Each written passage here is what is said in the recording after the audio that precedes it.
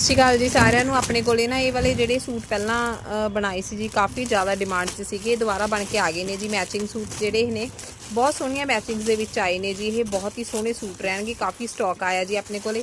ਇੱਕ ਆ full on demand 'ਚ ਸੀਗਾ ਜੀ ਡਿਜ਼ਾਈਨ ਆਪਣਾ, ਇਹ ਆ ਗਿਆ ਜੀ ਤੀਸਰੀ ਵਾਰ ਬਣ ਕੇ। ਤੇ ਜੇ ਇੱਦਾਂ ਦੇ ਸੂਟ ਲੈਣੇ ਆ ਜੀ ਸ਼ॉप ਤੇ ਤਾਂ ਵਿਜ਼ਿਟ ਕਦੋਂ ਮਰਜ਼ੀ ਕਰ ਸਕਦੇ ਹੋ। ਬਾਕੀ ऑनलाइन भी ਜਿਹੜਾ ਤੁਸੀਂ ਆਪਣਾ ਇਹ ਸੂਟ ਬਾਏ ਕਰ ਸਕਦੇ ਹੋ ਜੀ। ਇਹਨਾਂ ਦੀ ਫੁੱਲ ਵੀਡੀਓ ਬੜੀ ਜਲਦੀ ਆਪਾਂ ਜਿਹੜੀ ਅਪਲੋਡ ਕਰ ਦਾਂਗੇ ਜੀ। ये नैक वर्क भी बहुत सोहने डिज़ाइन है जी। बॉटम ते भी वर्क है, नैक ते भी वर्क है। काफ़ी डिज़ाइन आए ने जी ये भी। एक ये बहुत हैवी डिज़ाइन बन के आए ने जी, बहुत ही सोहने ते बहुत ही हैवी।